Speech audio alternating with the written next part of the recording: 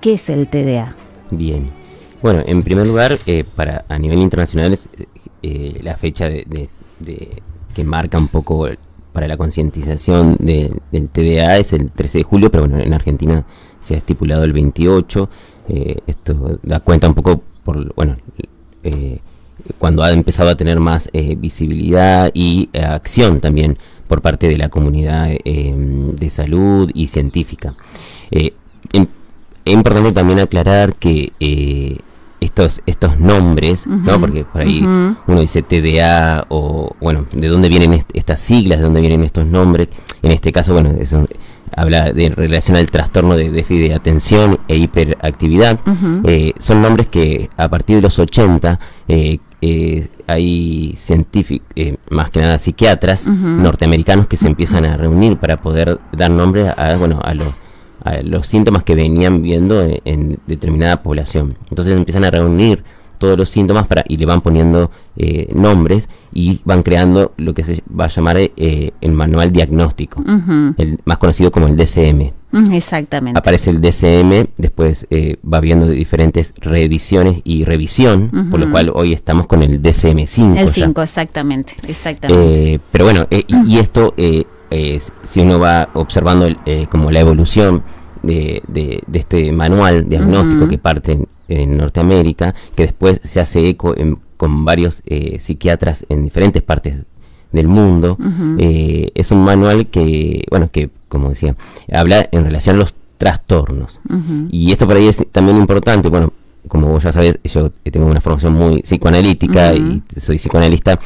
Siempre la lectura de estos manuales son muy rigurosas y en algún punto hay que poder ubicar que no deja entrar toda la singularidad y la subjetividad en estas nomenclaciones o en estos nombres que se le van poniendo a los síntomas. Una cosa a diferenciar es el trastorno y otra cosa a diferenciar son los síntomas, ¿no?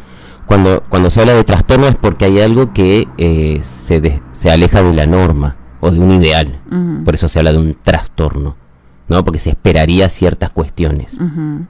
Entonces ya ese es un punto de partida y de lectura que tienen en los manuales.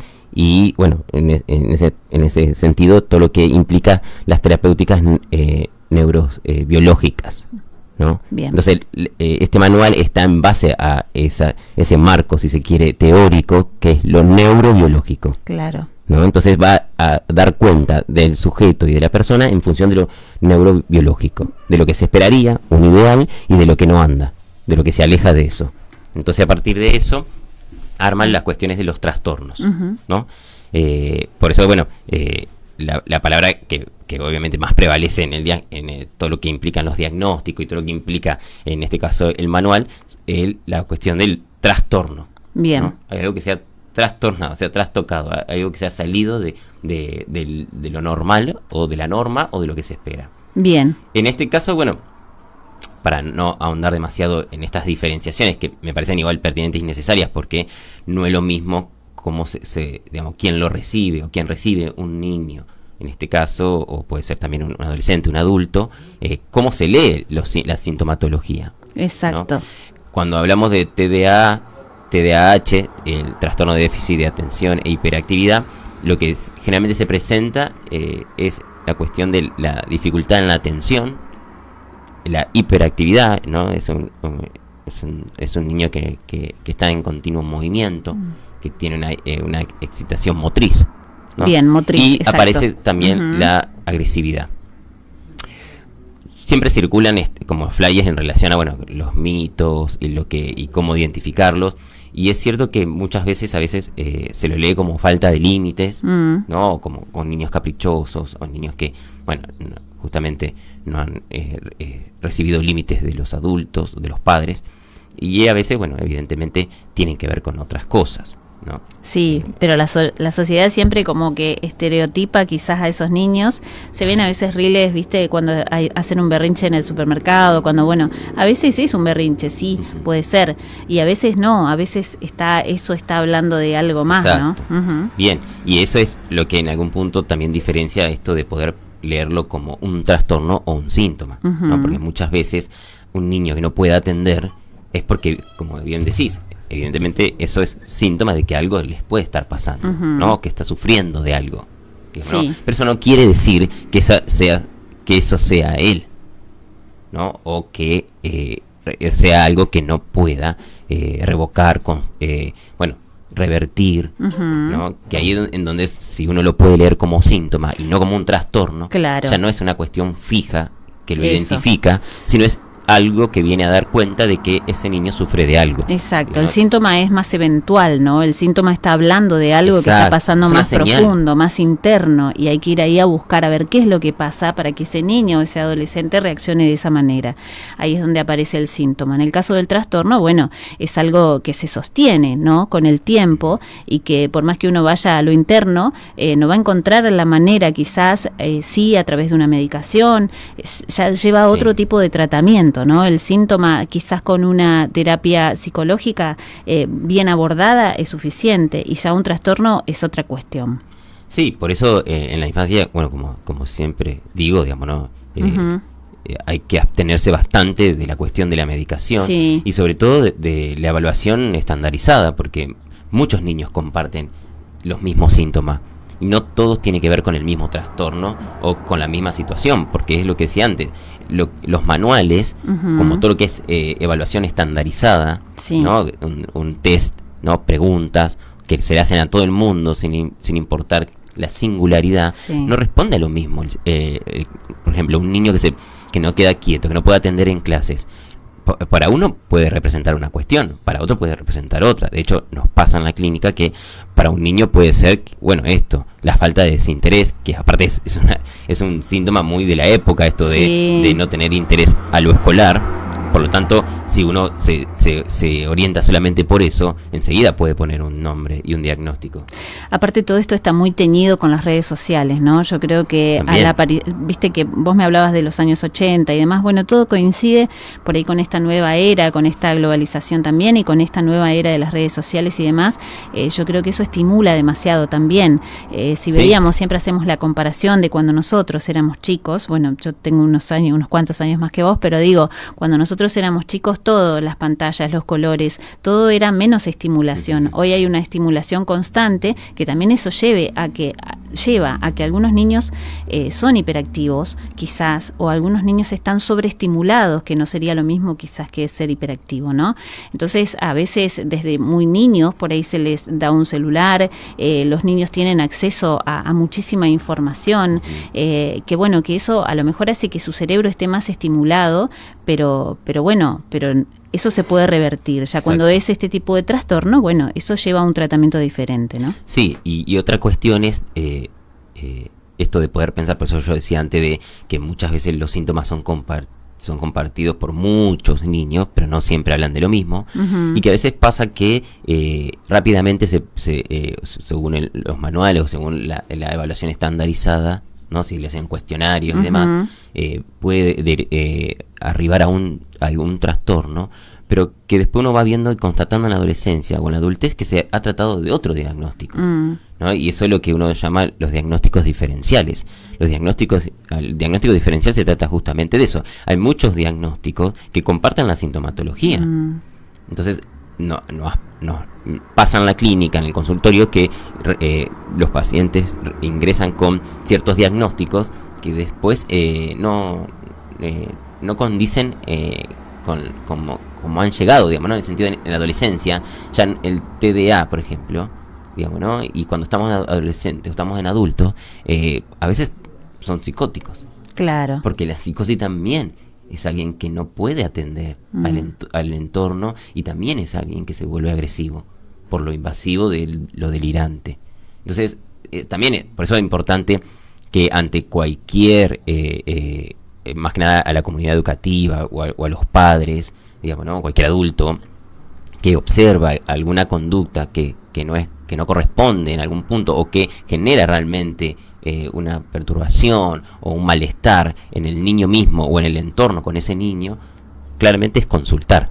Pero lo que sí, yo siempre oriento en este sentido a poder abstenerse un poco del nombre del diagnóstico y poder empezar a leer de qué viene o de qué habla esos síntomas en ese niño, ¿no? ¿Por qué se porta así? ¿Por qué no puede atender? Porque hay muchas causas por lo cual un niño no puede atender.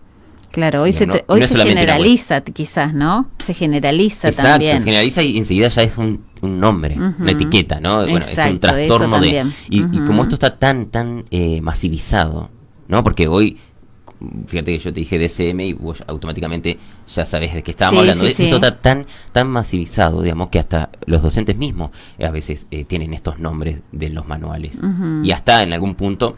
en muchos casos, digamos, se atreven a poder decir, bueno, este niño tiene esto, papá vaya a hacer la consulta porque me parece que su hijo tiene autismo o claro. su hijo tiene ¿no? Entonces, es terrible eso también, ¿eh? Y es terrible como... que desde un docente que no, o sea, que no tiene la capacidad de decir o de evaluar a un niño, sí, a lo mejor está viendo algunos indicios, pero hay docentes que se atreven a decir, me parece que este niño es autista o me parece que este niño tiene autismo. A mí me parece terrible eso, porque el impacto que le puede generar a un papá en ese momento también es como que son cosas que me parece que hay que tomarlas un poco más delicadas, por más que uno tenga muchísima información, por más que uno conozca y hasta lea incluso el DSM-5 y sepa y mire, bueno, no, pero eso lo va a decidir un profesional, ¿no? Exacto, siempre hay que ser cautelosos en eso. Claro, exactamente, sobre todo por esto que decís, es una marca, es una... Un estigma. Un estigma, exactamente, a la subjetividad del niño y también a los padres, digamos, ¿no? que se encuentran de repente con algo que como aparte es enmarcado como algo que falla, digamos, ¿no? Como te decía antes.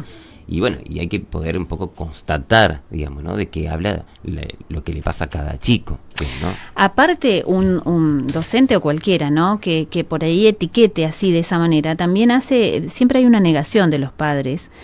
Cuando obviamente que a todos los papás no nos gusta que alguien venga y nos diga tu hijo tiene tal cosa, porque uno siente, bueno, quiere proteger a su hijo. Entonces, hay una negación también. Entonces, vuelvo a repetir, hay que ser cautelosos con esas cuestiones y que lo dictamine un profesional que va a preparar a esa persona, le va a explicar y le va a dar toda la información necesaria, porque muchas veces, que lo sé porque lo he vivido, hay mamás a las que en el jardín quizás le dicen, mira que me parece que tu hija tiene tal cosa, y esa mamá, en lugar de hacerla atender o de consultar con un profesional, quizás se aleja un poco y hasta puede llegar a sacarla de ese jardín y cambiarla a otro jardín, o hacer algunas cuestiones que sean como que defensa. Exacto, como defensa, ¿no? Por esa etiqueta que le puso una persona que quizás no sabe, no es que quizás no sabe, no está habilitada para poder decir, creo que tu hija tiene tal cosa. Hay que ser cuidadosos con eso, yo siempre digo eso, ¿no? Exactamente, y aparte esto de lo que traes también en ese sentido es como siempre se recae sobre querer nombrar o diagnosticar lo que le pasa a un niño y no de qué habla eso en el niño, porque el niño viene de un contexto familiar y viene de otros. Y muchas veces estos niños que no pueden atender, que son violentos, que son agresivos, en casa pasan cosas. También. Pero nadie mira lo que pasa en la casa o en los adultos. Simplemente se atiende a las cuestiones del niño y de lo que no anda en el niño. Sí. Entonces, si en casa hay algo que no se puede revisar, o si en el entorno del niño hay algo que no se puede revisar, si no se puede modificar, en el niño siempre seguirá siendo síntoma. Pero eso no quiere decir que tenga que ver con un trastorno. Exacto. Sino está queriendo decir con una manifestación, en ese sentido, como efecto de su entorno y como efecto del otro. Que el niño queda atrapado por una cuestión lógica y de estructuración, depende mucho del otro. Sí, nosotros en psicología social a eso le decimos el emergente, ¿no? Es el que emerge, digamos, de un conflicto, de un grupo familiar quizás, con algunas características. Bueno, el niño lo que sale a decir es lo que está pasando en realidad, es un iceberg, ¿viste? Exactamente. El niño sale a hablar y a veces se lo tilda al niño quizás y en realidad el conflicto está por debajo, es mucho más grande, ¿no? Sí, bueno. Sí, exactamente. Por eso es esto de, por ahí los diagnósticos orientan más que nada para, poder tener como un lenguaje común con diferentes disciplinas o con la sociedad también. Pero cuando uno es profesional de la salud y sobre todo de la salud mental, digamos, ¿no? Y por lo menos esto es lo que marca firmemente la cuestión del psicoanálisis, es esto de poder respetar la singularidad y lo que cada síntoma o que cada conducta en cada niño y en cada sujeto en general viene a decir, y eso es algo a interrogar, es a trabajar, porque un manual no puede venir a decir lo que todos son a la vez. Claro, el manual por ahí tiene las generalidades, ¿no? Que es lo que venimos diciendo. Después hay un montón de subjetividades que lo evaluará un profesional. Exactamente, ¿no? Y lo interesante es eso, cómo poner al trabajo o a la investigación lo que le pasa a cada quien, bueno, en una relación también con un terapeuta o un psicólogo, una relación transferencial, porque muchas veces también se los manda a los neurólogos, ¿no? A los médicos que lo ven una sola vez o le hacen un test y enseguida ya salen con el papel del diagnóstico. Sí, ¿no? Y después quedan como muchos años con eso. Es malo, a veces vos ves la familia, los padres o los hijos, llevan ese papelito en folio como toda la vida. Y nunca hubo ningún tipo de ni bajo ninguna relación terapéutica para poder arribar a ese diagnóstico. Y eso también en algún punto genera como mucha desorientación en los padres. Sí. Porque aparte la cuestión estalla realmente cuando se culmina, o cuando la adolescencia, o cuando se llega a la adultez. Digamos, ¿no? Y lamentablemente nos pasa, o por lo menos a mí me pasa, que uno recibe adolescentes ya más grandes, jóvenes y adultos, que uno constata que no ha tenido nada que ver con eso, pero que se ha aferrado mucho a la vida. De hecho, pasa mucho, por ejemplo, acá localmente, cuántos chicos por ahí quedan mucho tiempo en la escuela número 8 y después de grande no ubican realmente una discapacidad, una imposibilidad para... Tal vez necesitaron más tiempo, tal vez necesitaron más acompañamiento. Es terrible eso, ¿no? Sí, exacto, por eso, y así con muchas cuestiones, por eso esto de los diagnósticos, si bien es orientador para poder dialogar con la comunidad o con educativa, por ejemplo, o con otras disciplinas, pero eso no puede ser lo último y definitivo por lo cual el niño, la familia se agarre, digamos, ¿no? No puede ser una identificación a eso,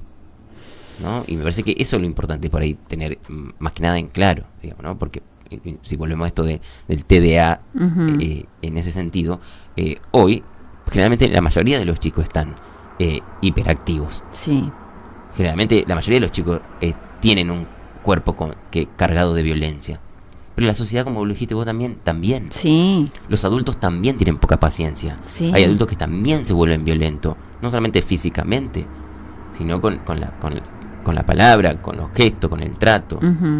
Entonces eso también habla de una sociedad. Por eso cuando uno dice cómo es que aumentó drásticamente el diagnóstico de autismo o TDA, eso también responde a una época, ¿no? Y me parece que también eso hay que poder leerlo, digamos, ¿no? A mí me da la sensación también que por ahí desde lo profesional quizás es más fácil decir o diagnosticar y no ir quizás a la raíz, ¿no? O profundizar un poco más, o tomarse ese tiempo, quizás, ¿no? Me da como la sensación de que también hoy uno acude a un psiquiatra y sale enseguida medicado, y después hay gente que he visto en el hospital incluso que va y renueva su medicación, y quizás la renueva por años. No estoy hablando del TDA, estoy por ahí expandiendo un poquito más, ¿no? Pero en cuanto a la medicación y en cuanto al diagnóstico y demás, me parece que hay como un apuro, digamos, y hay como una urgencia por, bueno, listo, hay un montón de gente, diagnostiquemos así medio rápido, no sé, me atrevo a decir eso, no sé si es un poco así o no. Hay casos que sí es cierto que eso pasa. Por otro lado, igual hay que rescatar que la medicación es necesaria en muchos casos. Sí, totalmente. Que la pata de la psiquiatría es muy importante, pero a lo que un poco estamos conversando es esto de, bueno, cómo, sobre todo en la infancia, no conformarse solamente con arribar a un nombre o un diagnóstico, ¿no? Y en el caso del TDA, a veces la medicación, en este caso, ¿no? En la medicación del TDA no es necesaria toda la vida, quizás si hay un buen abordaje, o hay regulaciones dentro de la misma medicación. No es que el chico está medicado, bueno, algunos los medican desde niños, ¿no? Sí. Y después como que siguen con esa medicación toda la vida. Hay que ir haciendo un trabajo Exacto. ahí, ¿no? Con el psiquiatra y el psicólogo, además, interdisciplinario. Sí, sí, sí, y más en la infancia en donde un niño está en proceso de estructuración. Un niño que no puede atender, hay algo de lo yoico, se llama, algo del yo, que no ha sido acabado, digamos, ¿no? Hay algo del yo y del narcisismo que no ha sido del todo acabado. Entonces quedan atrapados por las cuestiones pulsionales, instintivas, y no pueden atender afuera, ¿no? Para que un niño pueda atender afuera, ya tuvo que haber acomodado bien su cuestión narcisista. No puede seguir siendo él mismo. ¿Y eso en qué fase del desarrollo cerebral se produce, digamos? No es una cuestión del cerebro, es una cuestión del aparato psíquico que, bueno, que no tiene una localización anatómica. Es una construcción. Con más razón. Si fuera del cerebro, bueno, la medicación vendría a subsanar la tardanza o el fallo en este sentido, pero como no existe una medicación que arregle nada, simplemente, bueno, aminoriza o hace desaparecer un poco los síntomas, pero no es que arregla nada en el sujeto.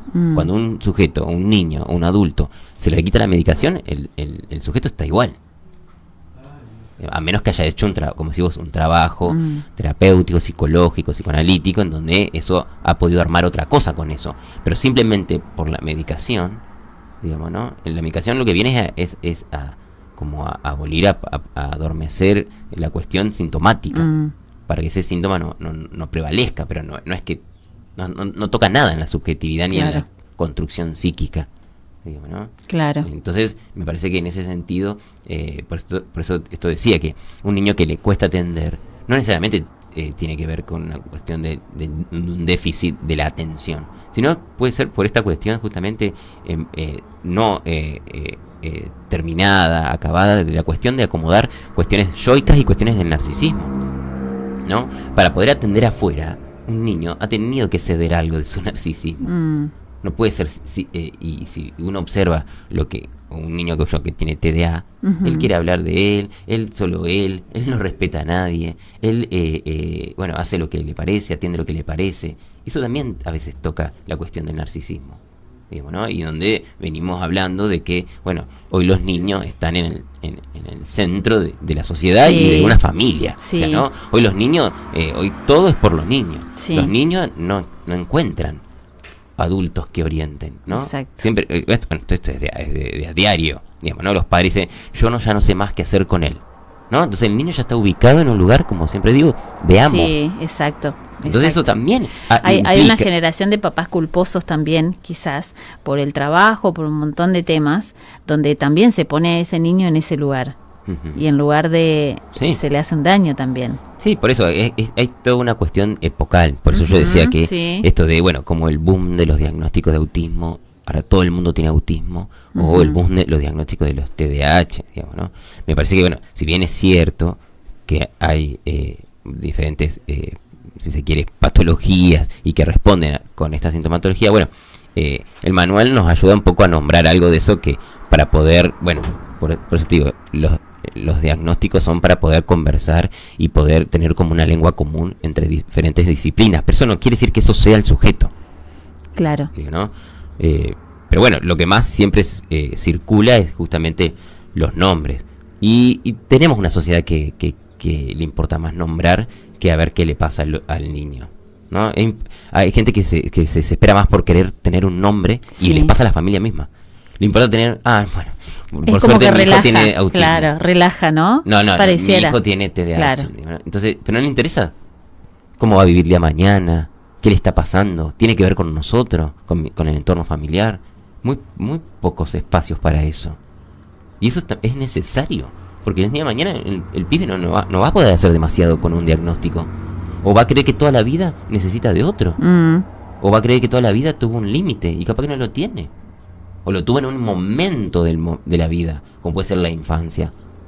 Pero después tal vez, si se labura, pueden no necesitar nada y tampoco tener ningún tipo de límite. De hecho, hay muchos artistas que, siempre lo digo, bueno, hay muchos artistas, músicos, pintores y demás que tenían realmente patologías, pero supieron hacer una invención con eso. Y no se quedaron en un diagnóstico y una medicación en un psiquiátrico. Pudieron sublimar, sería, ¿no? pudieron sublimar, Eso es sí, en psicología. Armar una invención con lo que sale de la norma. Pero siempre tiene que haber alguien que acompañe ese proceso, porque uno de por sí muchas veces quizás no puede, no sabe por dónde. A veces los papás tampoco.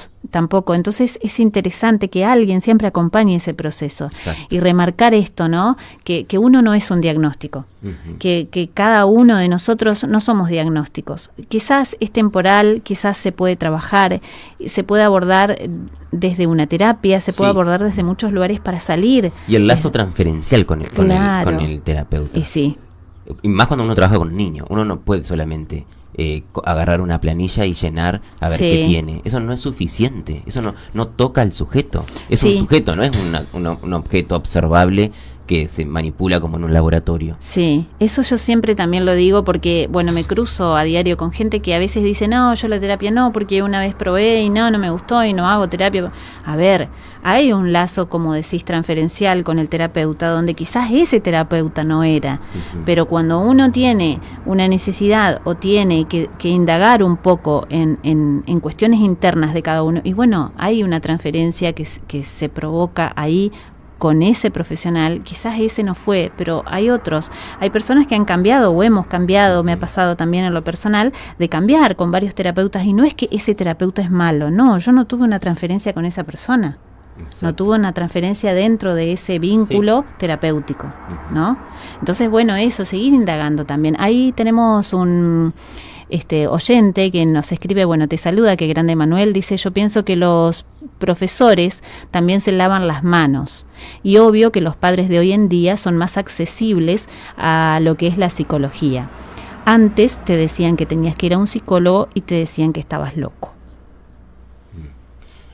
Sí, genial. No sé si decir que se lavan las manos, pero bueno, a veces es cierto que no cuentan, como decíamos, con los recursos a veces para poder hacer esta lectura, o se aferran mucho a lo que circula más masivamente.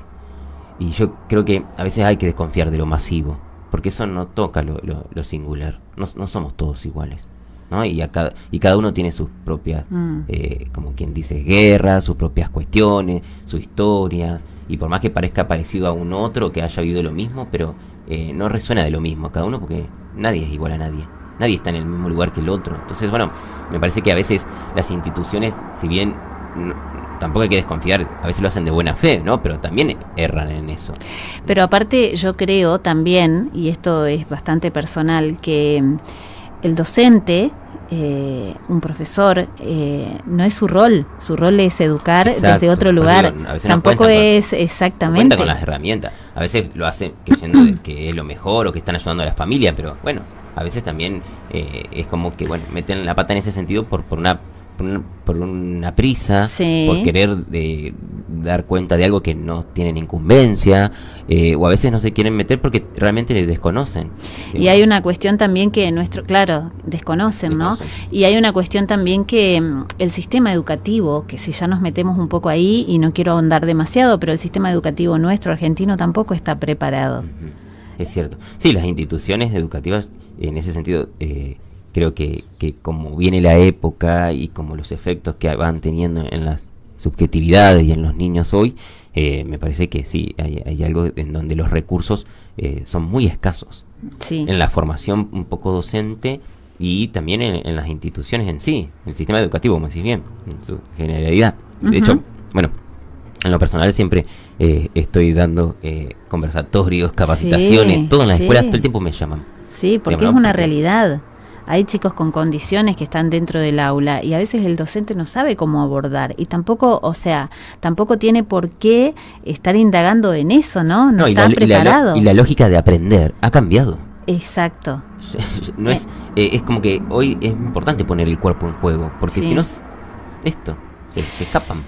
Quizás en un grupo de 30 chicos, que me parece un montón, y a lo mejor hay 2 chicos que son autistas, y a lo mejor hay un chico que tiene TDA, y a lo mejor hay otro chico que con otra condición, y complejo. Digo, a ver, el docente hoy también le pone el cuerpo a todo eso, y después se les da un poco a ellos también, ¿no? Entonces, bueno, Es un tema larguísimo. Le mandamos un saludo a Liliana también, que ahí está conectada y nos está escuchando.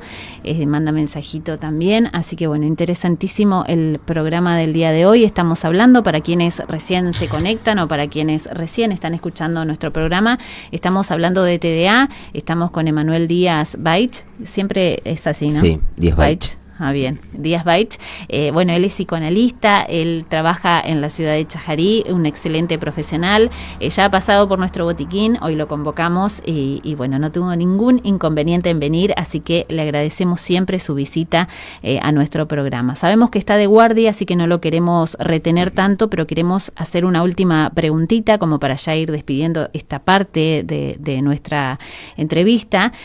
¿Cuáles son los indicadores para un papá que quizás ve que tiene un niño que hace berrinches, para ver que un niño, y bueno, y ver a ver cuál es el momento donde ese papá tiene que acudir? O sea, un papá siempre debería acudir cuando ve algo extraño o cuando ve algo que cree. Es mejor acudir y que después digan, no, mirá, pasa esto, pero a ver, ¿cuáles serían los indicadores que un papá debería tener en cuenta cuando un niño, bueno, se comporta quizás de una manera diferente? Bien. Sí, si bien pueden variar, pero a grandes rasgos siempre es esta cuestión de un niño que no puede dedicarse a una actividad más de 20 minutos, digamos, ¿no? Un niño que tiene mucha dificultad en dormir, es un indicador muy interesante y que hay que prestar atención. Un niño que no puede dormir, o que duerme muy poco. Un niño que no puede quedar quieto. Un niño que no puede quedar quieto para comer, que no puede quedar, que cuando se le está hablando no está prestando atención. Y un niño que se pone muy agresivo, que bueno, lo puede leer más que nada en los berrinches, pero un niño que se pone muy irritable, agresivo, no, todo le afecta, no tolera nada, no escucha, no atiende, no está atendiendo lo que se le está diciendo, no lo logra hacer, digamos, ¿no?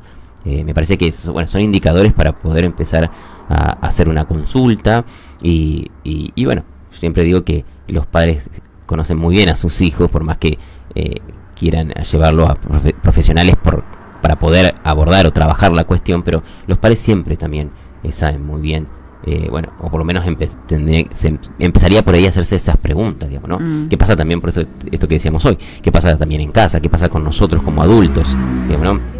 Porque muchas veces traen los niños con estas características y bueno, y después uno interrogando o en las entrevistas con los padres, bueno, al final el niño duerme solo con la madre, el padre duerme aparte, bueno, al final hay violencia, hay discusiones frente al niño, bueno, muchas cuestiones, digo, ¿no? Por eso digo, si bien uno se centra mucho en el niño, pero el niño no es solo, no se arma solo, nadie se arma solo. No.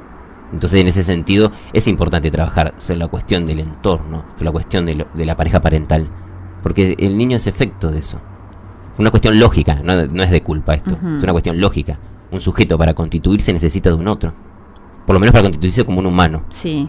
Necesita de un otro, porque las significaciones sociales, las significaciones humanas, las brinda el otro. De hecho, hay muchos estudios, por eso yo te he nombrado hoy los diagnósticos y demás.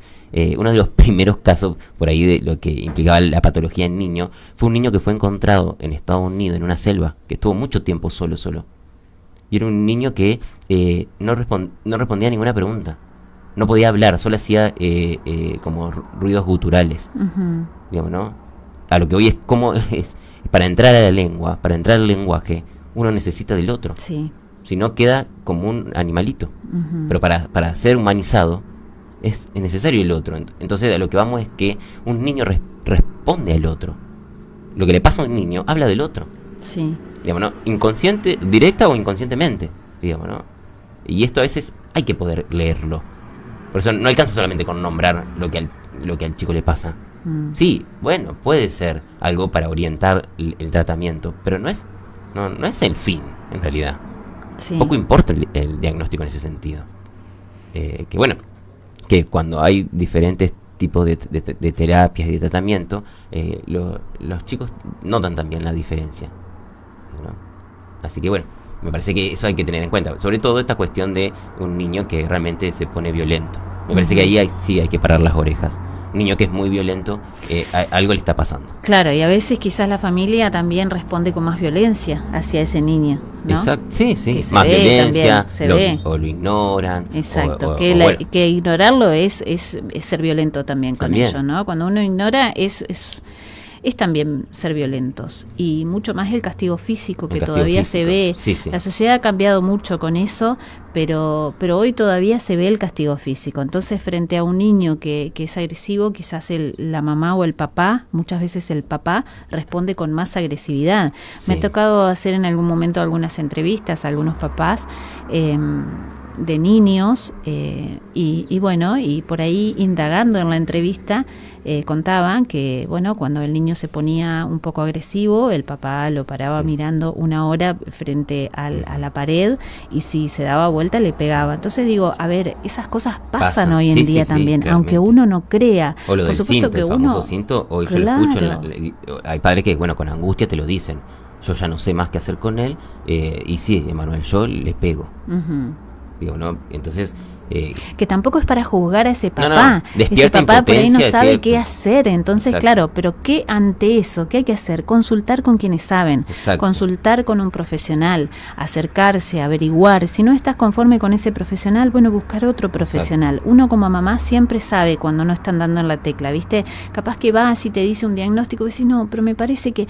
Creo que ahí entra una cuestión instintiva sí, también. porque a veces me ha pasado que yo recibo niños que ya tienen los diagnósticos, y cuando uno trata de indagar sobre esto, o por lo menos no quedarse pegado al diagnóstico, o lo cuestiona, hay padres que te dicen, yo siempre supe que no tenía nada que ver, pero se quedaron sosteniendo eso. Sí. Entonces yo siempre le digo, pero si vos mamá, tu intuición era que esto no tenía nada que ver con tu hijo, ¿por qué sostuviste tanto tiempo? Porque eso tiene efecto en cómo se fue construyendo y armando su seguridad personal, su narcisismo, su identificación. Digo, ¿no? Entonces, por eso digo que los padres conocen a los hijos, saben de los hijos. Me parece que es cuestión también de poder ayudarlos a poner en juego eso, y no creer que todavía a modo del modelo hegemónico médico solamente un médico o un neurólogo puede tener la respuesta. Digamos, ¿no? Un papel no hace nada. Que vos salgas del consultorio con un papel que nombre lo que puede tener tu hijo, es la nada misma. Sí, tal vez te ayuda a ponerte en comunidad con otros que le dijeron lo mismo, pero no, hay que laburar eso. No alcanza con decir, tu hijo tiene tal cosa. ¿Y qué hacemos? Por eso los diagnósticos también vienen mucho de la farmacéutica. Sí. Cada vez hay más diagnósticos porque hay más pastillas que se pueden vender, hay más pastillas que se pueden dar. Sí. Pero eso no es una solución. Es una cuestión que responde a la lógica del mercado. Exacto. Y eso también hay que decirlo. Hay no que hay que ser tan nombrarlo también, ingenuos en totalmente. esto. Eso es lo que te decía hoy con respecto también a la medicación, ¿no? Que iba un poco por ese lado. También hay que nombrar eso y hay que Exactamente. decirlo. Y sí, hoy hay, Por eso siempre aparece un hoy hay nombre un nuevo. comprimido para todo. Exactamente. Para cada cosa que te pase tenés una cápsula. Exactamente. Es terrible. Es terrible. De hecho, en Estados Unidos se ve más gente como más adicta a los psicofármacos, a los fármacos. Hay gente que vive con eso. Porque, tuve un poquito de tensión, o no pude dormir un día, tomo. Porque me puse muy nervioso, tomo para esto. Entonces tienen un montón de... Y hay gente que tiene todo eso. Sí, es verdad. Otro día vamos a hablar de eso, porque hay hay mucha automedicación también, y hay mucha gente que también, siempre yo hablo sobre cuestiones que he visto, ¿no? Nunca hablo en este sentido, ¿no? Hay gente con la que he hablado que dice, no, yo tomo tal cosa, 1/4 de esto para dormir, pero ¿y quién te controla eso? No, porque una vez compré y no sé qué, y ahora vuelvo y compro. Entonces hay también toda una cuestión con la medicación que hoy no vamos a entrar ahí, pero en otro programa te vamos a invitar para hablar un poco de esto. No te queremos detener más, 3 minutos pasan ya de las 11 de la mañana, sabemos que estás de guardia, sabemos que tenemos que volver, pero te agradecemos muchísimo tu paso por nuestro botiquín. Muchas gracias, Natalia.